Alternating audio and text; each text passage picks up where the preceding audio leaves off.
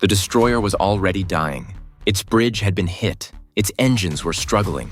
Its guns were being knocked out one by one.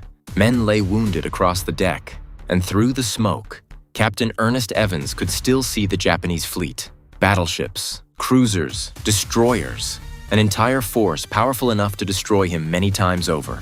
Any reasonable captain would have turned away. Ernest Evans ordered another attack, and that's why sailors still talk about USS Johnston today. Because by that point, the battle was no longer about winning. It was about buying time. And every minute Johnston remained in the fight meant someone else might live. October 25th, 1944, the Philippines. Dawn was breaking over the Pacific. The American force known as TbF&x expected another day supporting operations ashore. Instead, lookouts spotted something on the horizon. At first, nobody wanted to believe it. The silhouettes were too large, too numerous. Then the reports kept coming. Battleships, cruisers, destroyers. An entire Japanese surface fleet was approaching. And not just any fleet. Among them was the battleship Yamato, the largest battleship ever built. The Americans had escort carriers, destroyers, destroyer escorts, ships designed to protect larger fleets. Ships never intended to fight battleships. Yet that morning, they had no choice. If the Japanese reached the escort carriers, the consequences could be devastating. The carriers launched aircraft, provided support, carried fuel, ammunition, and hundreds of sailors. And now they were directly in the path of one of the most powerful naval forces in the world. Captain Evans understood the situation immediately. Waiting meant destruction. Retreating meant the carriers would be exposed. There was only one option: attack. He ordered flank speed, maximum power, then pointed USS Johnston directly toward the enemy. Not away, toward them. The crew knew what that meant. The odds were impossible. The Japanese ships carried larger guns, longer range, more armor, more firepower. Everything favored the enemy. Yet Johnston accelerated. Shells soon began crashing around the ship. Towering columns of water erupted from the sea. The Japanese battleships had found the range. One direct hit could cripple a destroyer. Still, Evans pushed forward. The crew prepared torpedoes. If they could get close enough, they might force the Japanese formation to react. Closer, closer, closer. Then came the order: fire. Torpedoes streaked into the water.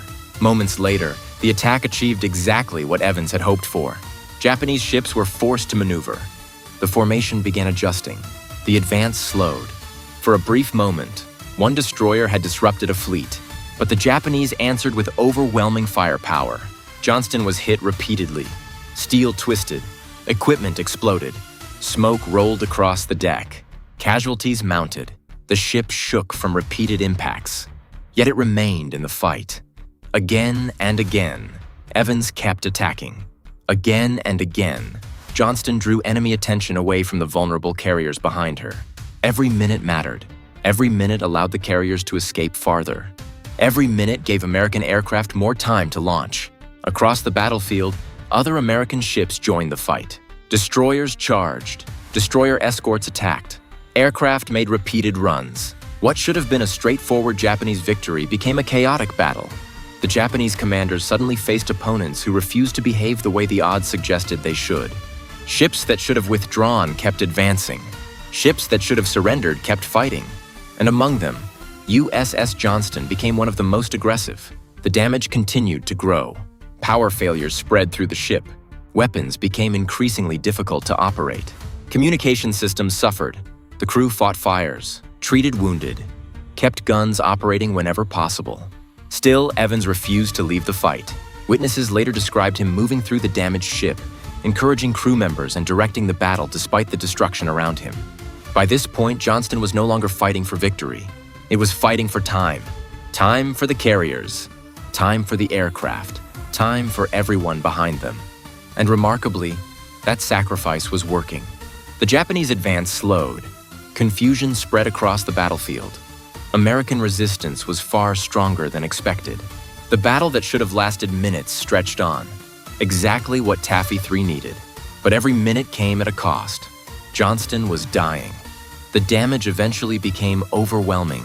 The crew could no longer keep the ship in the fight. Orders were given to abandon ship. After hours of combat against a vastly superior force, USS Johnston's battle was finally over. The destroyer slipped beneath the Pacific. Many members of her crew never returned home. Captain Ernest Evans was among them. But the story did not end with the sinking, because the sacrifice mattered. The escort carriers survived. Many sailors survived. The Japanese attack failed to achieve the decisive victory it sought, and the actions of Johnston and the other ships of Taffy III became one of the most celebrated examples of courage in naval history. More than 80 years later, sailors still study the Battle off Samar, not because the Americans had better ships, not because they had better odds, but because a handful of crews faced overwhelming force and fought anyway. USS Johnston never should have been able to influence that battle, yet it did.